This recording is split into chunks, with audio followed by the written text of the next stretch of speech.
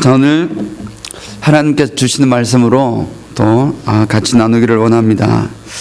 날씨가 참 춥고 날씨가 또 눈도 많이 오고 어려운 환경 가운데 있습니다. 늘 우리 주님, 우리 성도들과 우리 모두를 지켜달라고 늘 같이 기도하시는 우리 모두가 되기를 원합니다. 지난 주일에도 우리 아비가일에 대해서 같이 은혜를 같이 나누었습니다. 여러분 기억나시죠? 정말 현숙하고 정말 이쁘고 또 똑똑하고 정말 지혜로운 한 여인을 보았습니다. 이제 그 여인을 통해서 우리가 하나님 앞에 특별히 여성뿐만 아니라 하나님 앞에 지혜로운 자야 되겠다 하는 말씀을 같이 나누었습니다. 오늘은 심각한 주제를 같이 하나님의 말씀으로 같이 나누기를 원합니다. 요즘 순위파 과격 이슬람 원리주의자들이라고 하는 정말 이 IS라는 것이 있습니다.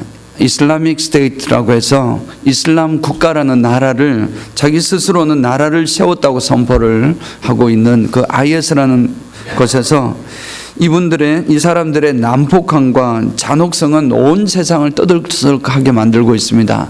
사람을 살해하는 장면을 그대로 동영상에 담아서 인터넷으로 유포하고, 그래서 그 죽어가는 사람 그 모습들을 고스란히 그냥 보여주고 정말 난폭한 모습을 그대로 드러나고 있습니다. 이런 이 이슬람 원리주의자들, 과격주의자들의 하는 행동들을 통해서 우리는 과연 역사 속에서 이 종교라는 이름으로 행해왔던 폭력에 대해서 다시 한번 생각을 하고, 어찌 보면 그 암울했던 과거를 다시 한번 반성하고 넘어가야 할 필요가 있다, 이런 마음이 듭니다. 사실 저들은 자신들의 종교를 종교의 순수성을 지킨다는 명목으로 저들은 다른 문화의 유입을 방지하고 또 인권을 탄압하고 또 철저히 베일 속에 자신들을 숨기는 것입니다. 그리고 자신들의 종교에 도전하는 이들은 전부 다 적으로 간주하고 그 적에 대해서 서슴없이 이제 성전이다, 거룩한 전쟁이다라고 하면서 선포를 하고 온갖 테러와 전쟁과 이런 폭력과 살해 등등 정말 입에 담을 수 없는 그런 엄청난 행동들을 서슴없이 자행하는 것입니다. 그들은 대부분 알라의 이름으로, 자신들이 섬기는 신의 이름으로 그러한 테러를 자행하고 있습니다. 자살폭탄 테러도 있고 또 정말 이 살해를 하는 것도 있고 등등 여러 가지 모습으로 하는 것에서도 알라의 이름으로 이렇게 하는 것을 볼 수 있습니다. 과연 신의 이름으로 또는 거룩한 전쟁이라는 성전이라는 이름으로 이러한 폭력 행위가 합당한 것인가? 과연 그럴까요? 자신의 신앙을 지키기 위해서는 다른 사람에 대한 폭력과 테러를 사용해도 정말 괜찮은 것일까요? 하는 것이 오늘 질문입니다. 이미 우리들은 답을 어느 정도 가지고 있습니다. 폭력은 어떤 경우라도 용납이 되어서는 안 되는 것입니다. 폭력은 또 다른 폭력을 낳기 때문에 진정한 해결책이 되지 못하니 폭력은 어떤 경우라도 이제 금물입니다라는 가르침입니다. 우리 주님께서도 체포당하실 때에 그 옆에 있던 말고라는 사람의 이제 예수님을 체포하려고 하자 베드로가 말고의 귀를 잘랐을 때 예수님께서 하셨던 말씀이 칼을 가진 자는 칼로 망하리라라고 경고를 하신 적이 있었습니다. 그렇게 기독교는 폭력을 거부하는 정말 사랑의 종교이지요. 우리는 그렇게 다 대답을 하고 있고 또한 그것이 정답입니다. 정말 그렇습니다. 기독교는 사랑과 평화의 종교입니다. 다른 모든 종교들이 다 사랑을 강조하고 인애를 강조하고 또는 평화를 강조하지만 더더욱 기독교에서는 이 사랑은, 정말 기독교가 사랑의 종교라고 하는 이유는 사랑 밖에는 실천할 수 있는 것이 없는, 어찌 보면 사랑에 집약된 그런 종교다. 그렇게 오늘 말씀을 통해서 같이 나누기를 원합니다. 기독교는 사랑의 종교입니다. 왜 그럴까요? 왜 우리가 사랑만 할 수 있는 존재인지, 다른 것 할 수 있는 것이 아니고 사랑만 해야만 하는 그런 존재인지를 오늘 말씀을 통해서 같이 나누기를 원합니다. 오늘 본문은 사도 바울이 세례를 받은 우리 그리스도인들은 죄에 거할 수 없다라고 선포를 하는데, 그 이유에 대해서는 우리가 죄에 대해서는 죽었기 때문입니다 라고 말을 하는 것입니다. 죄에 대해서 죽은 자가 어찌 죄와 함께 거할 수 있느냐? 죄에 대해서 내가 완전히 없어져 버리고 죽어버렸는데 어떻게 내가 죄 그 가운데 거할 수 있겠느냐? 그렇게 말씀하시면서 그리스도인들은 그리스도와 함께 살고 그리스도와 함께 죽고 그리스도와 함께 산다는 사실을 선포하는 것입니다. 그래서 우리 그리스도인들은 오늘 이 두 가지 측면을 가진 사람들입니다라고 말씀을 나누고 있습니다. 첫 번째 하나는 그리스도인들은 방금 말씀드린 그리스도와 함께 죽은 자들입니다. 우리는 한편으로는 죽은 자들입니다. 우리 그리스도와 함께 우리는 십자가에서 장사되었고, 오늘 4절의 말씀에 그렇게 나오고 있습니다. 우리가 그의 죽으심과 합하여 세례를 받음으로 그와 함께 장사되었나니, 우리 주님께서 십자가에 죽으실 때에 나도 바로 그때의 십자가에서 죽었고 장사되었다는 사실입니다. 죄에 대해서 죽었다는 말은 죄에 대한 대가를 치루었다는 말입니다. 죄에 대한 대가가 있어야 되는데 그 죄에 대한 대가를 치렀다는 것입니다. 더 이상 죄가 나를 주장하지 못한다는 말입니다. 죄가 나를 주장하지 못하면 우리는 사망의 굴레에서 해방이 되었다는 것입니다. 계속해서 말씀을 설명이 이어질 것이니까 우리 기억하시기 바랍니다. 우리는 죄가 용서되었단 말은 사망에서 해방이 되었다, 그런 의미를 가지고 있습니다. 물론 여기서 우리가 기억할 것은 육신적으로 죽었다는 의미가 아닙니다.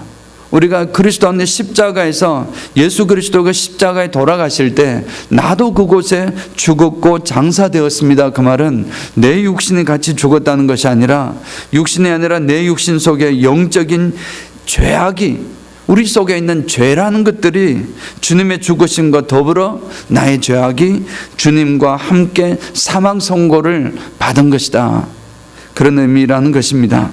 그래서 사망 선고를 받았기 때문에 우리는 죄에 대해서는 죽었고 죄 아닌 것에 대해서는 살았다는 사실을 우리는 볼 수가 있습니다. 두 번째로 나타나는 것은 그리스도인들은 이런 존재다 하는 것입니다. 첫 번째는 그리스도와 함께 죽었던 자입니다. 죽은 자가 바로 우리들입니다. 여러분들입니다. 그리고 두 번째로는 그리스도와 함께 살아나서 새 생명 가운데 행하는 자라고 선포를 하고 있습니다. 우리 4절에서 나왔던 말씀에서 뒷부분을 보면 볼 수 있습니다. 이제 주님과 함께 십자가에서 죽음 받은 우리들은 주님과 함께 일어나서 새 생명 가운데서 살게 된다라는 것입니다. 새 생명 가운데 살게 된다라는 말의 의미를 생각을 해보면, 새 생명, 새롭게 얻은 생명 가운데 행할 수 있고 그렇게 살아가는데, 그렇게 해서 사는 것에서 행할 수 있는 것이 과연 무엇이 있겠습니까? 그냥 죽음 가운데 있는 존재가 아니라 새로운 죽고 난 죽음을 경험한 다음에 새롭게 살아난 부활한 우리들이 새 생명 가운데, 생명의 새로움 가운데 살아가고 있는 우리가 행할 수 있는 것이 과연 무엇이 있겠느냐는 것입니다. 그 행할 수 있는 것은 마땅히 물론 하나님께 영광을 돌리는 예배를 드리고 하나님을 찬양하는 것이고, 우리 인생 속에서 하나님을 향해서 나타나는 그런 모든 것들이 있을 것입니다.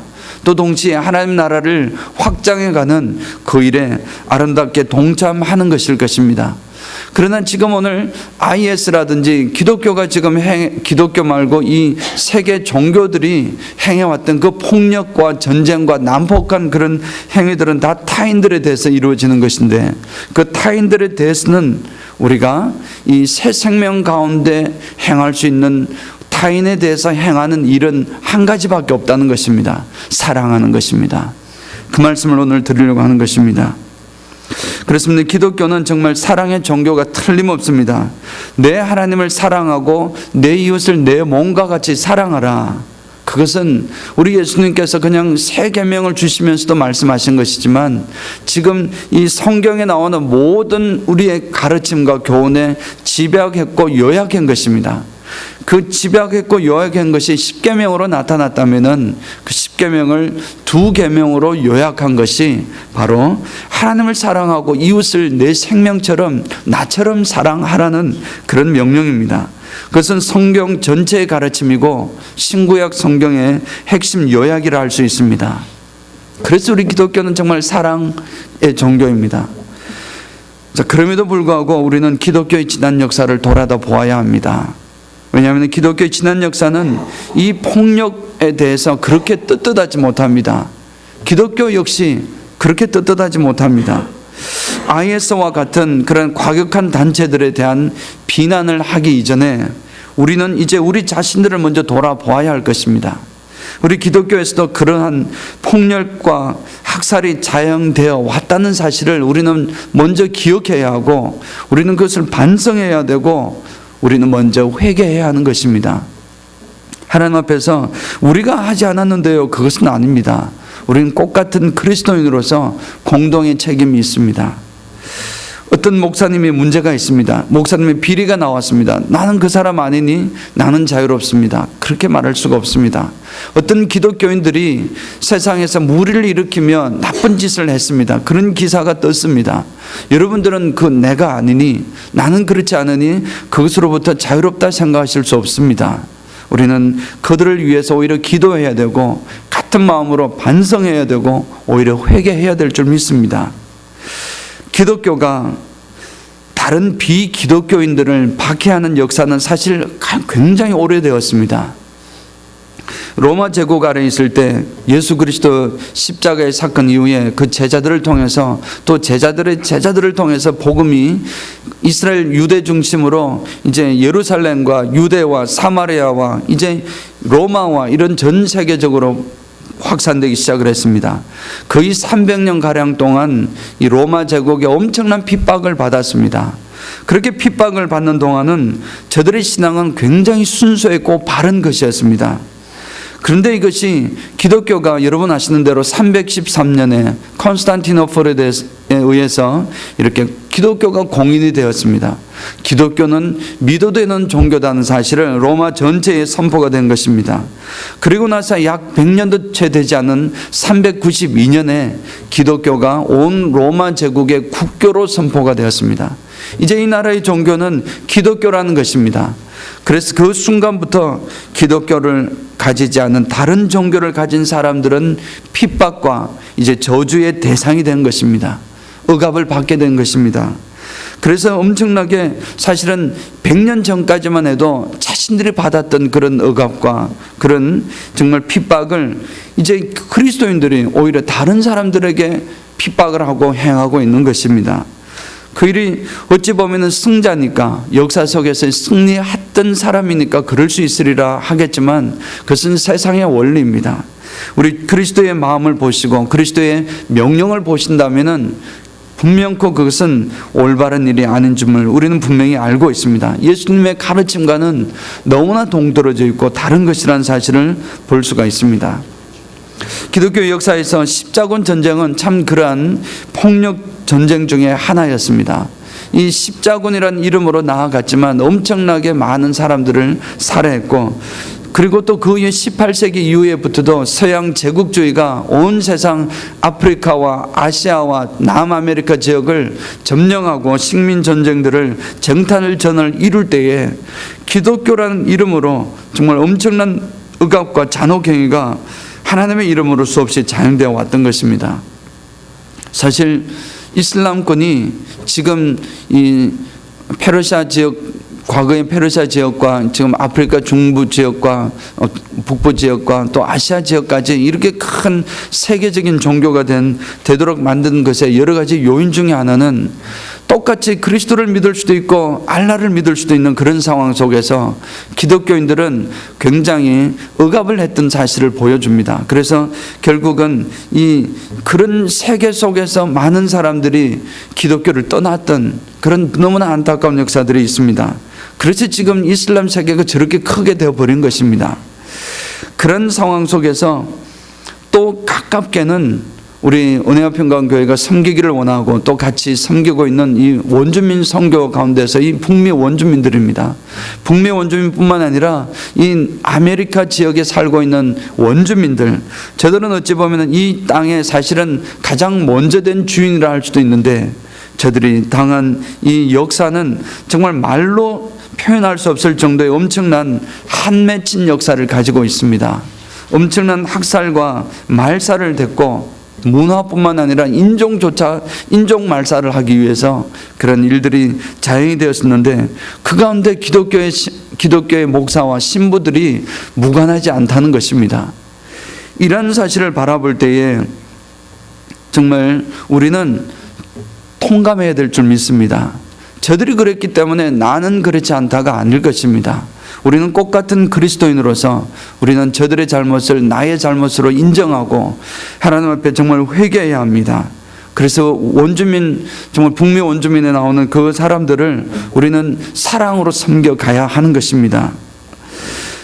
그런 폭력을 행사하는 것, 그것이 그러면은 그냥 아무런 근거 없이 그렇게 해왔느냐 하면 사실은 그 근거를 거룩한 전쟁이다, 성전이라는 개념으로 저들이 행해왔다는 사실 또한 우리는 볼 수 있습니다. 특별히 우리 기독교에서 보면은, 구약에서 보면은 하나님께서 그렇게 우상 숭배하고 하나님께 순종하지 않는 민족들을 잔혹하게 섬멸하라고 명령하신 적이 참 많았습니다. 정말 신명기 2장 34절을 보면 그때에 우리가 그의 모든 성읍을 점령하고 그의 각 성읍을 그 남녀와 유아와 함께 하나도 남기지 아니하고 진멸하였고, 이런 표현들이 너무나 많이 나옵니다. 이것은 여러분 아시는 대로 이스라엘 백성들이 가나안 땅에서 가나안 땅으로 들어갈 때 그 가나안 땅에 먼저 살고 있었던 부족들, 7 부족들에 대한 태도였습니다. 저들을 멸망시킬 때에 그냥 사람만 쫓아낸 것이 아니라 그에 있는 모든 것을 다 정말 하나도 남기지 않고 진멸하라고 하나님께서 명령하신 것입니다. 사실은 사람뿐만 아니라 짐승까지도 그렇게 하나님께서 명령을 하셨습니다. 이 명령에 대한 온전히 순종했던 이들은 하나님의 사람들이었습니다. 순종하지 않고 자신의 생각대로 너무하지 않는가 해서 자신의 생각으로 행했던 자들은 불순종했던 것이고, 그것이 역사적으로 보면은 얼마나 큰 아픔과 얼마나 큰 손해를 보게 되는지를 볼 수가 있습니다. 성경을 보면은 이 진멸하라는 단어가 거의 83번이나 이렇게 내리실 정도로 구약 전반에 나오는 그런 명령이었습니다. 이쯤 되니 후세의 기독교인들이나 기독교의 아류라고 할 수 있는 다른 종교를 가진 사람들이 이렇게 하나님의 명령하신 것이니 나도 당연히 다른 민족들을 점령하고 갈 때 당연히 저들을 진멸하는 것이 당연한 것이 아닌가, 그렇게 생각을 했던 것입니다.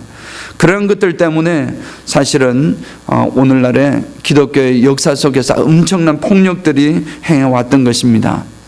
물론 여러분들은 알고 계십니다. 우리 구약을 공부 같이 했던 분들은 알고 있습니다. 하나님께서 왜 그리하셨던지, 왜 그런 정말 상황 속에서 그리하실 수밖에 없었던지를 잘 알고 있을 것입니다. 쉽게 그냥 바로 생각할 수 있는 것은 저들의 죄악이 너무나 관영했습니다. 이 죄악의 회복 불능의 상태로 이른 것입니다. 그 죄악을 그대로 남겨둔다면은 그것은 더 큰 죄악의 뿌리만 될 뿐입니다. 회개가 있을 수 없는 상황이 된 것입니다.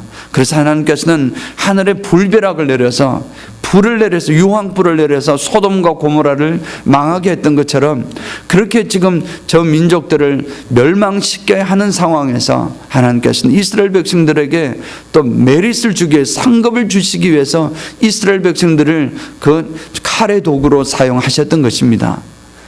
이스라엘 백성들은 그것에 순종하는 것이 지극히 당연했던 것입니다. 그리고 또 동시에 또 그것은 악의 뿌리라는 것은 악은 조금이라도 남아있으면 반드시 싹이 돋고 돋아나는 것입니다. 결국은 악의 뿌리는 완전히 제거되지 않으면 나중에 반드시 더 큰 것으로 더 많은 사람을 죽이게 되는 결과를 놓기 때문에 하나님께서는 깨끗하게 도려내게 하셨던 그 하나님의 마음을 우리들은 읽어야 할 줄 믿습니다. 그러나 그런 상황들을 사람들은 그렇게 이해를 하지 못한 것입니다. 과거에 하나님께서는 구약에 그렇게 명령하셨으니까 나도 그렇게 한다는 그런 원리를 가지고 있는 것입니다. 왜 그렇게 하셨던 것입니까? 당연히 하나님께서 왜 사랑의 하나님께서 그토록 잔인한 명령을 하셨을까? 당연히 악을 제거하기 위한 하나님의 모습이었습니다. 그러면 악을 제거하기 위해서는 오늘날도 악을 제거하기 위해서는 그런 폭력을 사용하는 것이 정당하다는 것입니까? 이런 질문이 나올 수 있습니다. 그렇지 않습니다. 문제는 과연 지금도 있고 과거에도 있었던 그 악을, 그 죄를 어떻게 제거하는가, 여기에 문제가 있는 것입니다. 죄는 반드시 대가를 치러야 합니다. 사랑하는 성도 여러분, 반드시 여러분 기억해야 할 점이 있습니다. 죄는 반드시 대가를 치러야 합니다. 그런데 그 죄에 대한 대가는 바로 피 흘림입니다. 바로 죽음이라는 것입니다. 사망입니다. 그래서 로마서 6장 23절을 보면 죄의 삭은 사망이라고 이렇게 선포했던 것입니다. 죄를 지으면 당연히 그 값을 치러야 하고 그 값은 사망이라는 것입니다. 아담이 범죄했을 때 여러분 기억나십니까? 아담이 범죄했을 때 사람에게 죄가 들어왔고 그 죄로 말미암아 사망 선고가 사람에게 내려진 것이었습니다. 그래서 우리가 선악과를 따먹는다는 것이 사실은 선과 악을 구분하는 나무의 열매입니다. 단순히 선과 악을 구분하는 이제 능력을 우리가 가지게 되었습니다. 그런 능력을 가지게 되었다는 것을 넘어서서 하나님에 대한 명령을 불순종하는 죄를 지은 것이기 때문에 결국은 하나님의 말씀대로 되었던 것입니다. 결국 선악을 알게 하는 나무는 먹지 말라. 내가 먹는 날에는 반드시 죽으리라. 하나님께서 그리 말씀하셨는데 그 말씀이 우리에게 성취된 것입니다. 그래서 표면적으로 본다면은 우리는 선악을 구분할 줄 아는 지식이 우리에게 더해진 것처럼 여겨집니다. 사람에게 들어온 것처럼 여겨지고 실제로 그렇게 지식이 높아졌습니다. 그럼에도 불구하고 그 실상은 사망 선고였던 것입니다. 그것이 사망 선고였던 것입니다. 그래서 구약 시대에는 하나님께서는 그러한 사람의 죄를 용서하시기 위해서 짐승제사법을 가르쳐 주셨습니다. 사람이 다 죽으니 사람에게 삶을 대신할 수 있는 번제, 소제, 화목제, 속죄제, 속건제 이런 제물을 하나님 앞에 예배드리는 방법을 가르쳐 주셨고, 사람이 잘못하면 사람 자신이 죽어야 하는 것이지만 죄가 없는 양을 데리고 가서 제사장 앞에서 기도하고 그 죄가 전가되었을 때 그 어린 양을, 죄 없는 어린 양을 피 흘리게 죽게 만들었을 때에 그 사람에게 죄가 용서를 하나님께서 인정해 주셨던 것입니다. 어린 양을 죽여서 피 흘림으로써 사람에게 속했던 그 죄를 용서하여 주셨던 것입니다. 그렇다고 해서 모두를 다 용서하신 것은 아니었습니다. 그 짐승 제사법이 다 적용되는 것은 아니었습니다. 어떤 죄는 짐승 제사법조차도 허용되지 않았습니다. 그것은 바로 우상 숭배였습니다. 하나님을 우상 숭배자나 고의로 살인한 자나 또는 정말 부모를 욕하는 죄나 또는 간음하는 죄나 이런 것들은 하나님께서 치명적인 죄에 대해서는 동물 제사로도 하나님께서 허용하지 않으셨습니다. 직접 그 허물을 물으셨고 그 죄를 물으셔서 그의 생명을 진멸하도록 하셨던 것입니다. 그래서 우리 가나안 족속들의 그 진멸되었던 이유가 바로 여기에 있었습니다. 우상 숭배뿐만 아니라 저들은 하나님 앞에 더 이상 씻을 수 없는 그런 죄악이 사용되었던 시대였기 때문에 동물 제사법으로도 적용될 수 없었기 때문에 하나님께서 저들을 통하여, 이스라엘 백성들을 통하여 칼로 사용하셔서 저들을 진멸하셨던 것입니다. 그러나 사랑하는 성도 여러분, 그리스도가 이 세상에 오셨습니다. 우리 주 예수 그리스도가 이 세상에 오신 것은 인류의 역사를 바뀌게 만드는 너무나 소중한 역사였습니다. 그리스도가 이 세상에 오심으로써 인류의 역사의 새로운 전환을 이루었습니다. 인류의 역사의 중심은 그리스도의 오심에 있습니다. 이것은 오시기 전까지는 모든 것이 예수님이 오실 것이다. 그 예수님 오심에 대한 예표로서 모든 역사가 있었던 것입니다. 그리스도의 오심을 중심으로 해서 난 그 이후에는 그리스도의 오심, 그것을 통해서 받은 혜택으로 살아가는 시대가 된 것입니다. 그리고 주님께서는 다시 오실 것입니다. 주님께서 이제 죄에 대한 심판 방법이, 하나님께서 죄에 대한 심판하시는 방법이 바뀌게 된 것입니다. 변경이 된 것입니다. 우리 주님께서 이 세상에 오셔서 무엇을 하셨습니까? 바로 십자가의 죽으심으로 십자가의 죄를 담당하셨습니다. 십자가를 지심으로써 온 인류에 대한 하나님의 심판 방식을 바꾸게 만들었습니다. 물론 예로부터 이제 하나님 이 구약의 짐승 제사조차도 사실은 예수 그리스도의 십자가에서의 피 흘림을 예표하고 있는 것이었습니다. 그래서 오늘 그 의미를 본다면, 오늘 본문을 통해서 다시 한번 보면은 6장 3절을 보면은, 무릇 그리스도 예수와 합하여 세례를 받은 우리는 그의 죽으심과 합하여 세례를 받은 줄 알지 못하느냐. 4절 다시 중간 보면은, 우리가 그의 죽으심과 함께 세례를 받음으로 그와 함께 장사되었으니, 우리가 그의 죽으심과 합하여서 세례를 받았는데, 우리가 세례를 받았다는 것은 그와 함께 우리가 장사되었다는 말이었습니다. 장사되었다는 것은 죽었다는 것입니다. 나의 죄는 이제 완전히 죽어버렸다는 것입니다. 나의 죄는 누가 갚아야 했습니까? 구약시대에는 내가 바로 갚지 못하니 짐승을 잡아서 그 짐승을 대신해서 죽게 함으로, 피 흘리게 함으로써 나의 죄를 하나님께서 용서해 주셨던 것입니다. 용서해 주신 것으로 인정해 주셨던 것입니다. 그러나 그리스도의 사역 이후에, 그리스도의 오심 이후에는 그리스도와 세례받고 그리스도와 하나가 됨으로써 나의 죄가 십자가에서 죽어버린 것입니다. 이 말씀을 다시 말씀을 드리면, 그분의 십자가의 사랑이 나의 죄를 죽게 만들었다는 것입니다. 그분의 십자가의 사랑이 나의 죄를 온전히 죽여버린 것입니다. 사망 선고를 이루은 것이고, 이제는 우리는 우리의 죄값을 치루었다는 것입니다. 더 이상 죄에 속한 사람이 아님을 분명히 우리는 믿습니다. 사랑하는 성도 여러분, 말씀을 맺겠습니다. 구약시대에는 죄를 지은 사람들을 하나님께서 직접 벌하셨습니다. 그래서 그 죄와 더불어 사람을 이제 벌을 물으셨던 것입니다. 적어도 그를 대신할 수 있는 짐승의 피를 흘려야 했고, 그러나 심각한 죄에 대해서는 그 사람의 생명으로 피를 흘려야 했습니다. 그래서 그 죄를 지은 사람이나 그 죄를 지은 사람의 그 큰 부족이나 그런 생명을 취하심으로 그 대가를 치르게 하셨던 것입니다. 그래서 우상 숭배를 하거나 부모를 욕하는 사람은 마을 사람 전체가 모여서 돌을 들고서 던져라는 것이었습니다. 그것이 명령이었습니다. 그래서 그 생명을 취하라는 것이었습니다. 하지만 주님께서 이 세상에 오셔서 십자가에 돌아가신 그 이후에는, 우리 주님의 십자가 그 사역을 믿는 사람들에게는 그 사람의 죄를 그 사람에게 묻지 않으셨습니다. 그 사람에게 묻지 않고 예수 그리스도께 물으셨습니다. 그런데 예수 그리스도께서는 그를 위하여 십자가에서 그 죄에 대하여 죽으셨기 때문에 그 사람이 자유자가 되는 것입니다.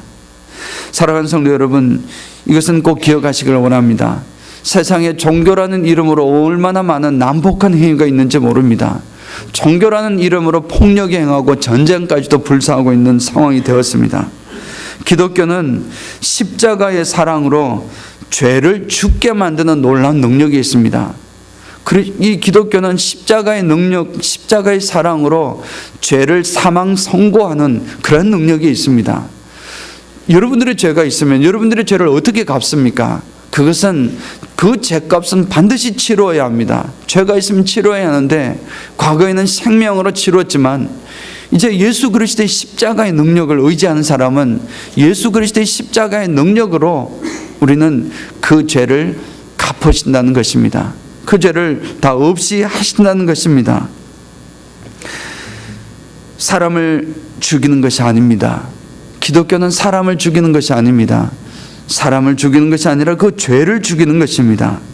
그의 죽으심과 합하여 우리의 죄가 그와 함께 장사되었기 때문에, 우리 주님 십자가에서 죽으시고 장사되실 때 나도 십자가에서 같이 죽었고 장사되었기 때문에 그 사랑이, 그 십자가의 그 흘리신 희생의 사랑이 결국 나를 살린 것입니다. 나뿐만 아니라 예수 그리스도께서는 우리가 다시는 죄를 짓지 못하도록 이제는 그 죄를 죽으신 것입니다. 죄를 죽이심으로써 우리로 하여금 다시는 죄 짓지 못하도록 하신 것입니다. 그래서 우리 주님이 이 세상에 오신 이후로는 그 어떤 무력이나 폭력이나 칼이나 폭력이나 억압이나 어떤 테러로도 이 죄를 죽일 수가 없습니다. 죄를 없이 할 수가 없습니다. 예수 그리스도께서 이 세상에 오신 이후에는 그 죄값을 치르는 것은 그 어떤 다른 것도 할 수가 없습니다. 무력으로도 할 수 없고, 너 잘못했으니 대가를 치러야 한다고 때려서 돌을 쳐서 죽이는 것이 아니라는 것입니다. 그것으로는 우리가 아무리 많은 죄가 있는 사람을 우리가 정의의 이름으로 처단을 한다 해도 그 사람이 죄가 용서되는 것이 아닙니다. 용서가 될 수 있는 유일한 길은 바로 예수 그리스도의 십자가밖에 없다는 것입니다. 오직 그 죄를 죽이는 것은 바로 십자가의 사랑밖에 없습니다. 그 사랑을 가지고 생명 가운데 있는 우리 그리스도인들이, 여러분들이 할 수 있는 일은 이제 죄인을 용서하고 사랑하고 품고 그를 세워주는 일밖에 없는 줄 믿습니다. 사랑하는 성도 여러분, 이제 우리가 할 수 있는 유일한 것은 사랑하는 것밖에 없다고 하셨는데, 이 사실을 우리는 기억해야 될 줄 믿습니다. 그들이 자신의 죄를 십자가에 내려놓고 그 죄를 없이 할 수 있도록, 그 죄를 용서받을 수 있도록 우리는 도와줘야 하는 것입니다. 그것이 바로 십자가의 희생의 사랑으로만 이룰 수 있습니다. 이제는 나와 다른 태도나 심지어 나와 다른 신앙을 가진 사람이라 할지라도, 심지어 살인자라 할지라도, 심지어 간음의 현장에서 잡혀온 그 사람이라 할지라도 우리는 그를 용서하고 사랑으로 그를 품어야 할 줄 믿습니다. 바로 이것이 우리 주님께서 우리를 위해서 본을 보여주셨던 방법이고 우리가 살아가는 방법입니다. 세상에 많은 폭력이 엄청나게 많이 흘러가고 있는 세상이지만, 그 폭력 그것은 어느 것으로서도 죄를 용서할 수 있는, 죄 문제를 해결할 수 있는 길은 아무것도 없는 줄 믿습니다. 죄를, 베드로전서 4장 8절에 사랑은 허다한 죄를 덮느니라. 사랑만이 그 모든 죄를 덮을 수 있고 해결할 수 있고 용서할 수 있고 새 생명 안에서 살 수 있는 힘을 주시는 줄 믿습니다. 그 십자가의 사랑을 전달하시는 멋진 전달자들 다 되시기를 주님의 이름으로 축원드립니다. 아멘.